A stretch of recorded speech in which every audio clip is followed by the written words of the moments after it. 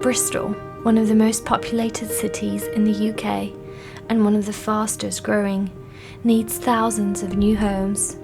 But the city's population is expanding faster than new houses can be built, and the result is a crisis in supply, affordability and homelessness.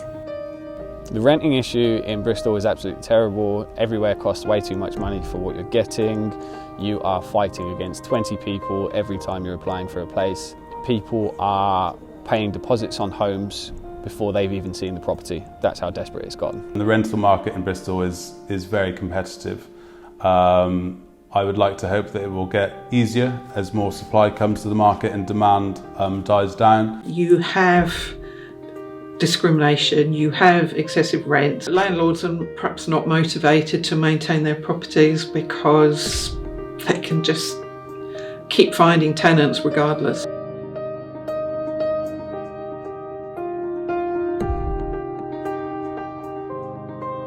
Over the past year, Bristol has become an increasingly popular destination to settle down. The continuously growing number of students and the after effects of the pandemic have put a huge amount of pressure on the rental accommodation market. I believe the reasons for the severity of the renting crisis in Bristol would be, like I mentioned before, a supply and demand issue, but also there was a lot of pent-up demand. So people didn't move during the pandemic because the market was closed down, and then it reopened again. And since then, lots of people have been coming to the market trying to find places to live. And it's just sort of been like unprecedented demand compared to previous years. It's not uncommon now for us to see tenants actually submit like a CV with their application to say like, hey, here's who I am, this is why I'd be a good tenant, having a covering letter, much like applying for a job, trying to sell yourself in the best possible way. Private landlords prefer renting to professionals, but even for some it has been a dreadful challenge. In November, at the time of COVID, I kind of just went into survival mode and was like, right, I have to be able to afford to live here, so I had to stay at my job, and my job is really intense. And I realised that I'm effectively living or working just so that I can live here, and then I have no money to do anything that I'd like, and have to kind of can't afford to eat, can't afford to go out and see my friends, can't afford to go visit my family, can't do anything. So it's kind of led me to the point where I'm like, I really need to move out. It's just a hard mental kind of thing to go through, that actually I can't afford, as a working professional, I can't afford to live on my own, and it seems ludicrous because I work, so much, and yet I still can't afford to have a nice, comfortable life. As of I don't know, the last month or last few months, I've sort of had a bit of a mental breakdown because of the living situation and the, financial situation and all of this stuff. It's just been really intense. So when we first moved to Bristol from Spain, we got told, we won't accept people if you don't have a job, and that made it really hard because we just come here, so we didn't have a job, and then we thought, well, how are we going to settle? How do we start? Luckily I had some savings, so I could pay a deposit, but I imagine that, I think I paid 3 months up front or something. But I think that a lot of people can't afford to do that, and so where do they go? How do they survive? For private landlords, no DSS is essentially a way of telling those claiming support that they will not be considered as a tenant. But this is not the only discrimination that tenants face. What we hear of through the groups is DSS, so anybody in receipt of benefits, anybody with pets as well, and racial discrimination. Definitely, and that's not just BIPOC, that is travellers, that is people from Eastern Europe as well. We see a lot of people on Facebook changing their names to anglicised versions of their names, so that when they're applying, the same through their emails, when they're applying for a place to live, they aren't necessarily discounted straight away by estate agents, by landlords. There's a lot of bias there towards anyone with something other than a standard English name, for example. It's a nationwide systemic issue. Unfortunately, it's not down to the council to set the the law around evictions. It's, Section 21, that's a government framework. There is currently pressure on the government to change this from charities and community organisations across the country. It's been on the agenda for a while. Supposedly the government are looking into doing something about it, but the government is made up of landlords, unfortunately, one way or the other. So whether or not we actually see any real positive change anytime soon is very much up for debate. So I'm just going to go and view this property in Hartley Road. It's a four-bedroom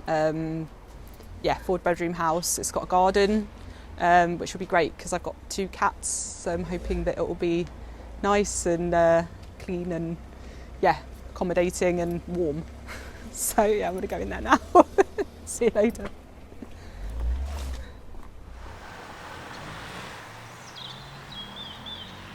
It was really nice. I really liked it.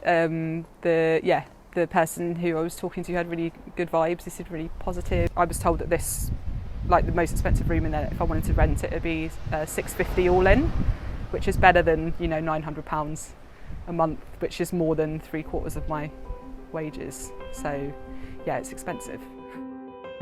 The council has been working on introducing policies in the private rented sector to tackle discrimination in high prices for a long time now.